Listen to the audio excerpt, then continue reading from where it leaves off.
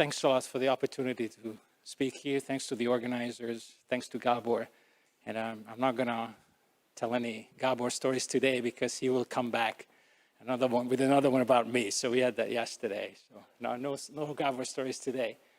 I'd like to motivate the title a little bit first, if this thing works, which it doesn't.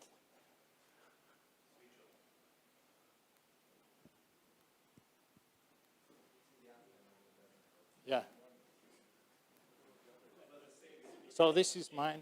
That's yours, for sure. No, I think, okay. No, I actually started working. Yeah. So why nonlinear model reduction, or why today? It's actually a very popular area right now. So I want to give you a few examples. Again, if it doesn't work again. Yeah, okay. So generally speaking, one reason why people turn to nonlinear, just model reduction in general, that there's a lot of attention paid these days to highly complex structures, and people try to make them more sustainable, more energy efficient. And the structures you're looking at here, at least wind turbines, you want to make them slender. When you make them slender, so you save energy, but at the same material, but at the same time, the relative displacements become fairly large relative to the thickness of the structure. And that will then activate what we call nonlinear behavior. MEMS is in the other end of the spectrum. Those are tiny devices, but you would be surprised that, relatively speaking, MEMS operate, in fact, near resonances. That's their big advantage. And therefore, from the point of view of a micro electrical mechanical system, they are nonlinear, very nonlinear. And wings, and again, for some reason, these things are not running for me. This is supposed to be a movie that shows an airplane with very large vibration in its wings. So basically, these lead to complex equations, but at least we know the equations. Think about equations of dimensions, you know, 1 million. And I had no appreciation for solving such equations before. It's not like solving your 10-dimensional ODE in MATLAB, okay? There's professional code out there, and it does weird things. It returns non-physical solutions. So solving these equations in the time domain rather than just calculating eigenvalues and eigenfunctions is really an unsolved problem still. If you throw more processors at it, it doesn't help. Some of these calculations are running on 4 processors. Reason being, you add more, there's going to be too much interaction on the processors and you lose time. So these are really complex equations. They are hard to solve. Another class of problems is, I'm just trying to, is where you still have very complex dynamics, but not only the equations are complex, but also partly they're unknown. Perhaps the boundary conditions are too complicated to model. Perhaps some of the material properties here are not known, but they're not even fully known. There's some materials that are in the medical field, are very popular, hydrogels. Very little is known about their material properties. So you have a hard time writing down equations of motion for them. Or other popular field these days is soft robots, which are built out of compliant materials, not rigid materials. Again, material nonlinearities and even the constitutive equations are not always clear. So in these cases, what you have is typically data, and that can be very well resolved. So I would say complex time-dependent data, and both of them are a pain to deal with. So the only way to really work on them is that you try to reduce that.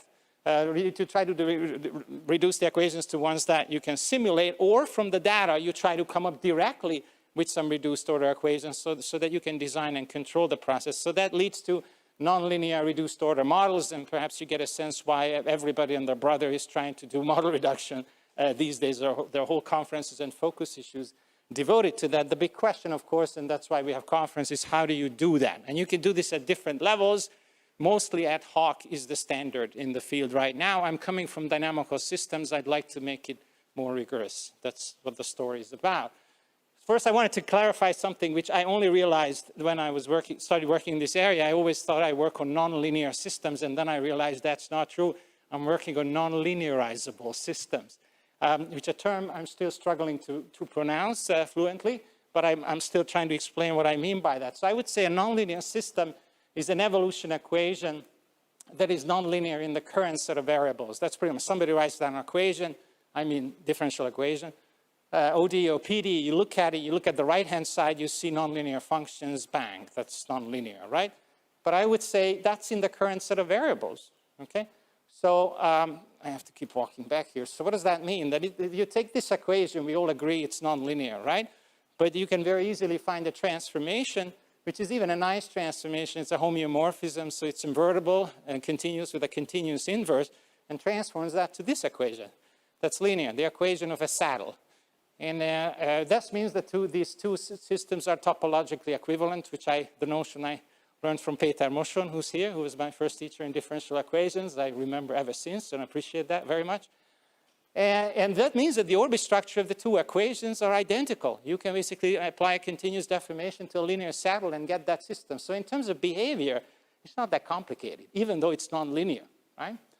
So then what is then a system? So this is nonlinear, but it's linearizable. So I would say that something is nonlinearizable now on a domain U, so that's not part of the definition, if the evolution equation is nonlinear in any set of variables. In other words, no matter how you try your luck, no matter what continuous, no matter what homeomorphism you experiment with, you will never get a linear system, okay?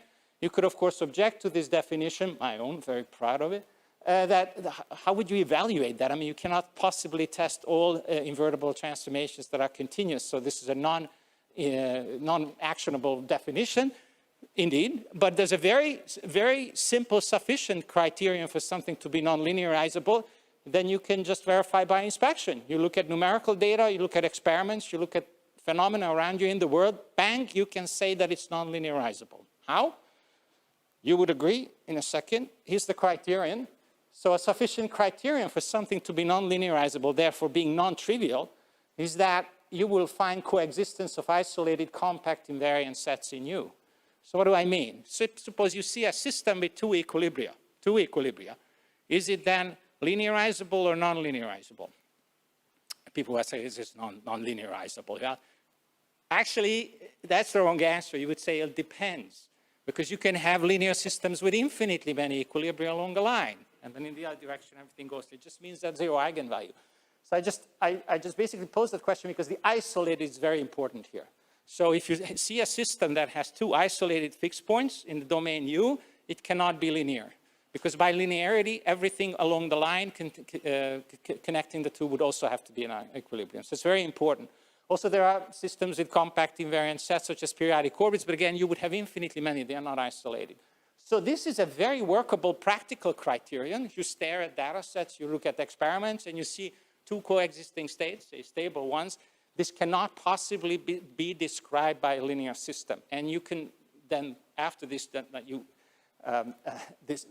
accepted my great invention, you could say, oh, this is absolutely trivial.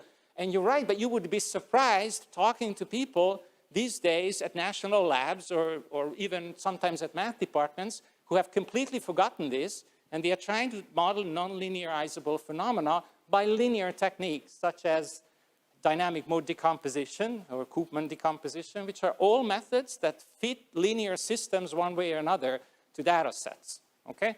These are all methods that return big but linear systems. And yet they tell me, I asked somebody, you know, why would you like to do this? And they said, because I can then understand chaos, bifurcations, and everything better when I use these techniques. And I asked them, do you realize that what it returns to you is a linear system?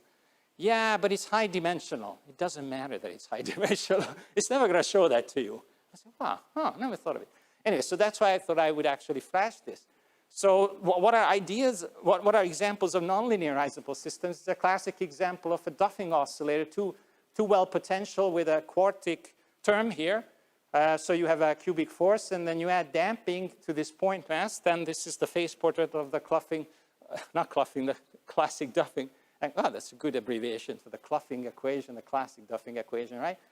Three coexisting equilibria, 1, 2, 3. These have these complicated domains of attraction. Immediately by inspection theorem, if I draw a set U that incorporates even just two of these, there's no way you could linearize the system by any transformation, right? Just to be aware of it. So this is an autonomous, non-linearizable system in any such domain. What about non-autonomous systems? You don't have to go far to find examples.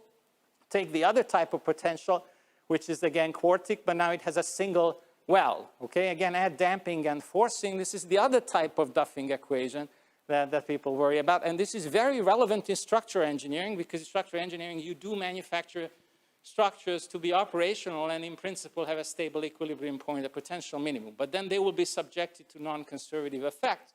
And when you start shaking it, there's what's called the force response curve in structural engineering. Those of you who don't work with this a lot, this is the forcing frequency that you apply, say here, and this would be the amplitude that results. So this is the amplitude of the response. So you wait a little bit until this system settles down on a periodic orbit, right? And what you see here, for a given forcing amplitude, you see the response curve. It's the force response curve. And you see many of these curves because people also change the amplitude of the forcing. Each and every point on this is a periodic response, an orbit, periodic orbit, okay?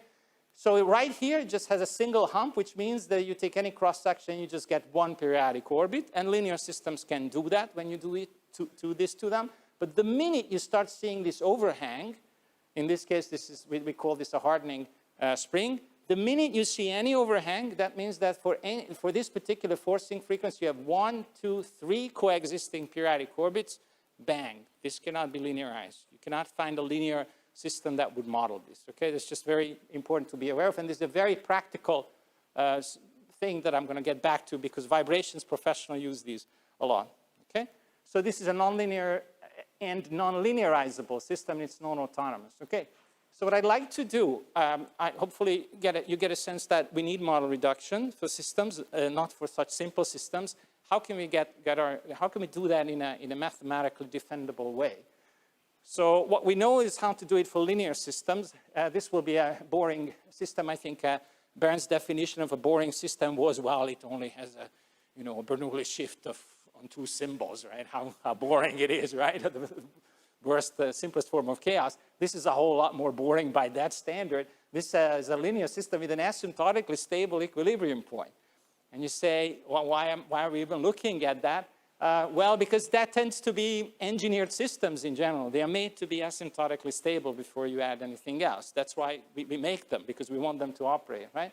So I just listed the real parts of the eigenvalues in this order. And what you can do, you can calculate the eigenspaces, say the generalized eigenspaces corresponding to each and every one of these, okay?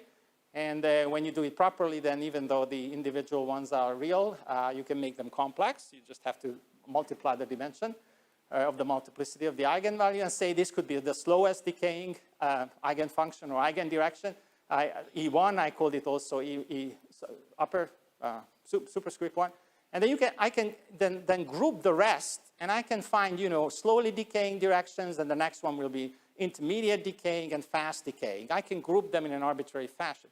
The point is, if you have a general initial condition, you want to understand its evolution, you can project it onto any of these subspaces, because for a linear system, the way you can superimpose the projected evolution of its components, and you get the full evolution. So it's perfectly okay to project if you want more than to this plane, or you want just the slowest evolution, you project on that final line of final approach, right?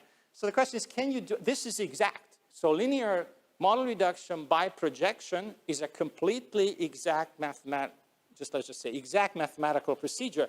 Problem is, people also do it for nonlinear systems whereby you don't have any invariant eigenspaces anymore. And so you don't stay in those eigenspaces, but people, for lack of a better tool, they project them nevertheless.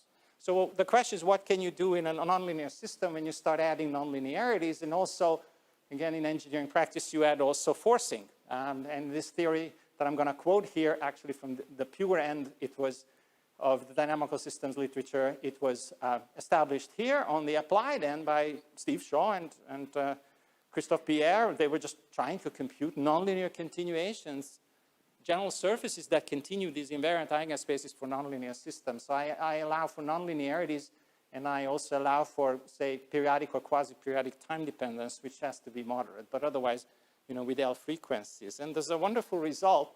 This was basically, you will never find this result in this paper. It's stated for mappings on Banach spaces, but we discovered that result, translated it to,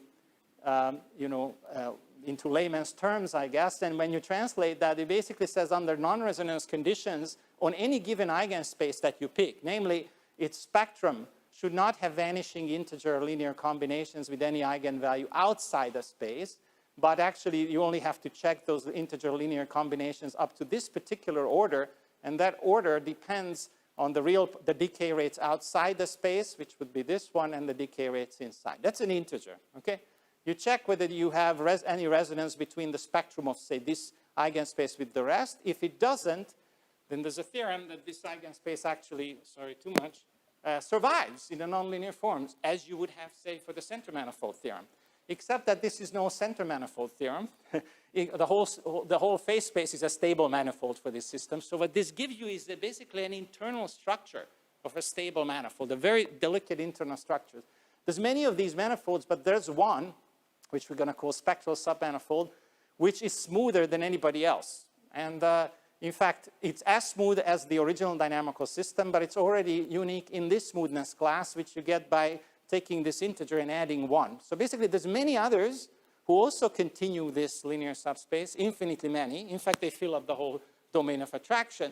But the one that you want to do calculus on, to which you want to do model reduction, because you can go as smooth as the original system, is going to be this one.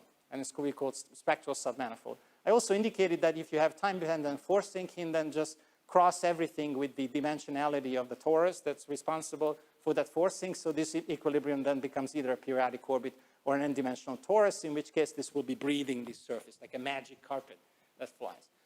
So why am I showing this? This is called the spectral submanifold, because with this tool, you can just basically go ahead, find this surface, and you will have a rigorous way of reducing very high-dimensional models, because these can be very low-dimensional, as I show them. This submanifold of that manifold is one-dimensional. That can carry nonlinear dynamics. And then maybe you have a two-dimensional that continues this one, and so on. So each and every one of them, as long as they are non-resonant, they have this continuation. And not only that, they are attractors. They attract other trajectories. That's kind of your dream platform for model reduction, because you have a low-dimensional surface on which you know the dynamics, and everything else comes in and synchronizes with that. So that's, in fact, that would be my definition of a mathematically rigorous reduced order model. In fact, that's what, and it directly mimics what happens here. Okay, so we looked at this, and there's a way to compute this. I'm not going to, in principle, you can compute it as a center manifold, except you would never do it. You're using its invariance, and that would actually lead nowhere, because of this. To reach this form for a real mechanical system in real life, it's not a smart thing to do for various reasons. That's in our papers. So basically, that limits the computability, the solvability of the problem. You have to invert a matrix. The matrix is that you have a mass matrix is usually pretty sparse. And when you invert it with a lot of work, all of a sudden you have a full matrix. And then you would have to find its eigenvalues. So everything we learn, say from Guggenheimer-Holmes, in terms of how to compute stable, unstable manifolds and center manifolds, you can do that maybe up to a few hundred dimensions, but not for thousands. That basically stops you in your tracks, because this is just not doable. We thought it would be, but no, unfortunately. So in our papers, we redo the theory. This is not such a big deal. For systems that are not given like this, but more in the form of mechanics, second-order equations, without putting them into this form. But basically, the result is SSM tool, which is out there. It's a public source, currently MATLAB-based live script that you can run on essentially any problem for which you have equations. And as long as your computer is well equipped and has enough memory, it will give you this, what you see here, and the reduced dynamics on it. So just to give you an example, this is Shobit, who was the architect behind SSM tool. He's now actually up until now, he's been a postdoc with me. He's now an assistant professor in Delft in mathematics. And he did I'm not going to give you simple models. Just finite, that's the simplest. Finite element models of an arch and an aircraft wing. Now, so this would be, say, the arch, so basically a shell, if you want. And this is very low by finite element standards. So degrees of freedom is 1,300. Dimension would be 2,600. By finite elements, that's very low. By dynamical system standards, that's already pretty high if you really want to do not something rigorous rather than just ad hoc calculations. And this is the result. That comes out straight out of SSM tool. It has the visualization tools as well. This is a two-dimensional spectral submanifold. It's the slowest decaying one. And there's a S1 factored out because this system is periodically forced. So the periodic orbits look like these relative equilibria. They are attracting when there's two stable ones and there's one unstable one. Here's the force response curve that I've shown you. For this dimension, we can still validate it by numerical continuation software. Still, it takes a long time, but you can still validate it. So how long? Details are not that important, but look at this number. This is the top-of-the-line continuation software that we use from Harry Dankovich, who was kind enough to help us to make sure that we're running it at optimal speed. 52 hours, more than 2 days, to get this curve, okay? Because you have to track, find periodic orbits and then track them, numerical continuations. With this SSM, with this MATLAB-based SSM reduction tool, that's 7 seconds. And you would say there's cheating here, and there isn't, and there's no offline computational cost. How is it possible for that to be so fast relative to that? Partly because we never do any simulation. The computation is symbolic. You just substitute polynomials into each other, and the resulting system is two-dimensional autonomous. After a while, you can by hand find a formula for these orbits. You never have to run a single simulation. So these curves, when we calculate them from SSM, these are increasing orders of approximation to the manifold.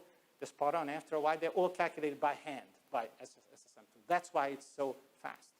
But the degrees of freedom is a hand calculation in the end in 2,600 dimensions, right? So if you go higher, then this is the wing. Now that has now 260,000 dimensions, and it's not available to any other code. You can't do numerical continuation. It will not run. So we have a hard time verifying it, so we can't. We just run higher and higher order approximations and see if they settle on each other, and they do. So this runs in the order of 1 hour and 41 minutes. You could say, well, that's quite a long time. But if you consider that there's no alternative, people don't solve this problem. They would, in an ad hoc fashion, just ignore the first 100,000 equations or more, chop them off. I mean, the last ones, the higher order modes. So there has not been a mathematical procedure that would validate this. So Shobi did some amazing work for this to happen. And now this is really in the public domain. And there's a whole library of these challenging problems out there. Now, the second question would be, can you do this on data? Because like I said, there's a whole collection of problems, in fact, more and more these days, that don't have equations. Or maybe actually the equations, again, just too high dimensional, they're impractical to solve, or you simply don't know the details of the equations. So I have my own perspective on learning things from data that I thought I would share with you. Individual trajectories, as we teach in dynamical systems, have typically sensitive dependence on initial conditions. I hear sometimes as a definition of chaos. There's no definition of chaos. A linear saddle has sensitive dependence on initial conditions, okay? So that's a fact, that any high-dimensional system will have sensitive dependence on initial conditions. And if that's given, then even in the same system, if you have the perfect model, but you have the slightest inaccuracy in your initial condition, or you change your numerical routine, you're going to get a completely different outcome after a while. So why set that as a requirement, that we have to, custom match trajectories with a model? I would say that's not where we should be focusing, but I would say learn attractors. Learn the sets to which these trajectories go. Produce models that produce identical asymptotic outcomes or even short-term outcomes, because that's a meaningful thing to look at, especially if you're a hyperbolic attractor, which you will have in practice, which is then even robust. So it makes sense to have an approximate model for this. So we wrote this up recently in an article, which I'll quote a second. But let me give you an example why I think this way. And I'm sure many of you think probably the same way. Is that if you have a physical model that has, say, a saddle, look at this one. This would be a spectral submanifold, but just an ordinary unstable manifold, which is, by the way, also a spectral submanifold by definition. Suppose this is your reality. This is your physical system. And suppose you have a fantastic model that's very close to it. And that model would produce this. I would say this is an excellent model. I mean, most of what we do, if I have a system that reproduces this structure, then I'm very well off. Okay? So this is a great model. Now I pick an initial condition for both right there. And reality would go this way, and the model would go that way. If you follow the metric that's followed in many fields, which is, we would say, oh, I have a model, that's what the reality does, but my projection is completely, prediction is completely different, you would discount this model as completely wrong, and it isn't. And how do I know that? I know because the set of attracting states, the unstable manifold, is spot on, okay? And these details, you would have them anyway within the same system, even if you apply just a different numerical technique. So based on this, what we want to do with SSM theory, we don't want to learn trajectories from data. We want to learn spectral submanifolds from data, which doesn't sound like an easy thing. And it wasn't. This is something we worked on for about 3 years. We wrote this up recently, just in case you're interested in. There was a Science News piece on this whole, it's kind of semi-popular, so I think it's readable. So the main architect behind this, that, you know, and this is now a piece of code that's available. It's called SSM Learn. And what it does, it learns these reduced order models, the spectral submanifolds, directly from data. It doesn't bother to learn the large evolution equation. I don't think actually we would be able to learn. We don't have enough information. But we can learn the reduced equations directly. And the main chief architect behind that is Mattia Cenedese. It's a very talented student of mine who just graduated. Currently he's a postdoc. And you are equally talented, but less senior PhD student. This came out in Nature Communications this year. So the idea is that, yeah, I can't go into all detail here, but you reconstruct SSMs, the spectral submanifolds that I showed you, basically the attractors within a stable manifold, this hierarchy of attractors, and it's nonlinear reduced dynamics from observables. And in practice, you may have a single observable, just one. So what do you do then? How do you reconstruct the whole multidimensional manifold from one observable? You sample it. So you use the technique of delay embedding. So you can manufacture several observables out of that, and that will be your space in which you would like to construct this SSM embedded, and that's possible. And this is one example. This was just vortex shedding behind a cylinder. It's kind of a benchmark problem for this. What you see here, the code calculates it real time, actually in a matter of seconds. You won't see, this is the reduced order equation on a two-dimensional spectral submanifold. This problem is in principle as high dimensional as you want it to be because it's Navier-Stokes in 2D. But if you, I think in this case, it was hundreds of thousands dimensional because of the discretization. And this is an actual spectral submanifold, two-dimensional in this example. And you see the red thing is a limit cycle to which you converge. And that's what you see here, that convergence to a limit cycle. And we can actually make predictions for particular initial conditions for this fluid flow, how it will converge to that limit cycle. It's a predictive model. The model is right here in polar coordinates, but you don't see it, I guess. Well, I'm happy to show you later. So what are the main steps? You identify it in this embedding space. At the end, you will regress. That's the machine learning part. The simplest tool used in machine learning is classic regression. We don't use any autoencoders or anything because we invest a lot in learning the dynamics, about the dynamics. And then we just have to find missing coefficients in the big scheme of things, right? We construct a data-driven extended normal form on SSMs. This is not like a classic normal form. I'm happy to talk to anybody who's interested, and it's also in this paper. But ultimately, it's a data-based normal form, which is actually, the various terms are actually independent of each other, not in the classic normal form. You compute that recursively.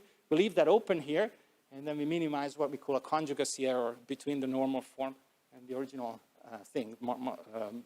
Mattia worked a lot on that, but it works very accurately. And then, here's the thing. I think a good model, why do we do models to begin with? We would like to make predictions, or we would like to design things. So we would like, by all means, use these equations in ranges within which their behavior is unknown, rather than just matching existing patterns. So a real test of a good model is whether I can make predictions. For instance, if I add forcing to the system, can I use the same model that I learned from unforced data, just add the forcing and make predictions?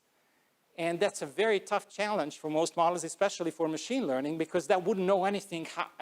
It doesn't have any of that physics or mechanics coded into it at that level, that it would learn some equation and you add forcing to the big scheme, big system, and would be able to predict how it reacts. So I set that as a goal for ourselves. So that would be the real test when you add forcing. And I wanted to show that to you. This was kind of a really amazing example. It came in the right moment. University of Bremen is the home for this research group, but Kerstin Avila just got a position of University of Oldenburg or Orenburg, sorry, I'm embarrassed, but I should know. Bastian was the postdoc, and they had this amazing experiment, very complicated sloshing experiment. I showed you that in fluid transportation, that was my first slide, this can be a major headache. You get incredible forces when say, a truck that carries fluid in it in a huge tank has to brake for some reason, suddenly. Then, it may even flip over if the driver is not trained well in maneuvering. So they were doing lots of experiments on this, and they had the visual measurements. So what you see here is the fluid surface from a camera, and they had their favorite observable, which is the position of the center of mass of the fluid that is below the surface. So at each and every point in time, they would compute the center of mass, and that's a one-dimensional scalar observable on which they've been writing papers. Just one variable. And the challenge would be, that's what that they pose, is that they want a reduced order model for this. So we took that and we delay embedded that signal. But first, and if nothing else, I hope I have that. How many minutes do I have? -2? Okay. So we first went to basically the industry standard right now, which is dynamic mode decomposition. Dynamic mode decomposition is an incredibly insightful method. It's due to Peter Schmidt at Imperial College. He developed it several years ago, and then probably left it and did other things. But what it does, it basically takes observations and fits a linear differential equation to them. That's what it is. You could also do principal component analysis. So if you don't know anything about the system, that's your best guess. I just fit a linear dynamical system to it in a least square sense to subsequent observations. So this is the industry standard for model reduction, even for nonlinear behavior. But you could even say, maybe I get lucky and this is linear. So what UR did is that he would fit 2 decaying trajectories, because we didn't have actually too many more, in a 20-dimensional observable space, which would mean he would do a 20-dimensional delay embedding, okay, and then track that. And then use what people would do in the business, that gives you a linear dynamical system, and you take the 2 dominant modes of that. And the 2 dominant modes, you take the linear part, eigenvectors, you take the 2 dominant modes, and it gives you a 4-dimensional reduced order model because they're complex, okay? Can we use that for prediction? The pattern matching is excellent when you lose high enough dimensions. The experiment is black. The DMD reconstruction is red. Perfect match. So you could argue that I've been able to match this system with a linear system. That's the output for a 2D model. Can't get any better than that. This is proof of the fact that this is a linear system or linearizable. In reality, what you're doing, you're pattern matching, and you're just throwing in more and more dimensions for a linear system to match a finite time pattern. That's what's happening. If this is a good model, it has predictive power. So let's add forcing that we got from them, so you can add it to the linear model. So just add to this model just time periodic forcing. We know how to solve inhomogeneous, periodically forced linear systems. And here's the forced response curve. It's a linear system still, so for various forcing levers, these are the predictions. Always just one response, periodic response for any forcing frequency. But the experiments were like this. It was a softening nonlinear problem, even though you matched it perfectly with trajectories of a linear system. This is an exercise that people don't usually do, or they don't show you the result. But this really tells you that just because you're matching a pattern of a solution with a linear system, which is incredibly high dimensional, it doesn't mean that the phenomenon was linear. Okay, so we did the same with SSM reduction. So we used the same 2 trajectories, but only 5-dimensional embedding space, because we're looking for a 2-dimensional invariant manifold, and Tocken's theorem tells us that if we get lucky, well, we don't have to get lucky. Generically, 5 dimensions are enough for that. 2 times the dimension of the attractor plus 1. Okay? And it's a 2-dimensional SSM model. The fit is not as perfect. You see differences here. But again, we're not fitting 2 trajectories. We're fitting 2 invariant manifolds. And we're not killing ourselves over it, because it's going to be only a cubic 2-dimensional model as opposed to a 20-dimensional model. But the question is, what's the predictive power of this? If I now add forcing to this nonlinear system, here's, by the way, the model. It's as simple as this, as opposed to a 20-dimensional linear system. And we know in polar coordinates how to add the forcing really from mechanics. This is the forcing frequency, forcing amplitude. Rho was just the polar radius, and this is the phase difference between the forcing and the response. This is going to be our prediction. And then we asked the people to do the experiments and see. And I had a hard time believing this. I sent my student back several times. But this is true. So the dots are the experiments that were done independent of us, and these were analytic predictions, the blue curves, for the response. So the collaborators also couldn't believe. They said, okay, but can you then, all right, but can you, what's really notoriously hard to predict is the phase lag between the response and the forcing. So UR again came back, actually literally a few hours later. This was the prediction for the phase diagram. What you see here is the dependence of the phase shift between the forcing and the response as a function of the forcing frequency. So then I said, now we're in business. And then since then, we've done several examples. Since I'm out of time, I'll just flash one. This is an amazing plot that we just got for an inverted flag, as they call it in the fluid structure literature. The actual reduced dynamics of this was unknown. You can reduce it to a two-dimensional SSM. And this nice phase portrait I've actually never seen in a real physical problem. You have a limit cycle here, and you have 3 unstable equilibria. And you try to validate this in the lab.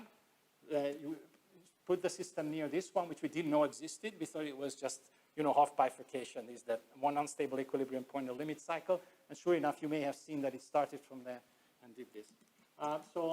This is a fluids problem, transition in Couette flows. I just wanted to conclude with a summary. So we have an SSM theory, which we actually initiated a long time ago in the pure math literature, but was not spelled out and actually never applied to physical systems. But it gives you these low-dimensional perfect targets for model reduction.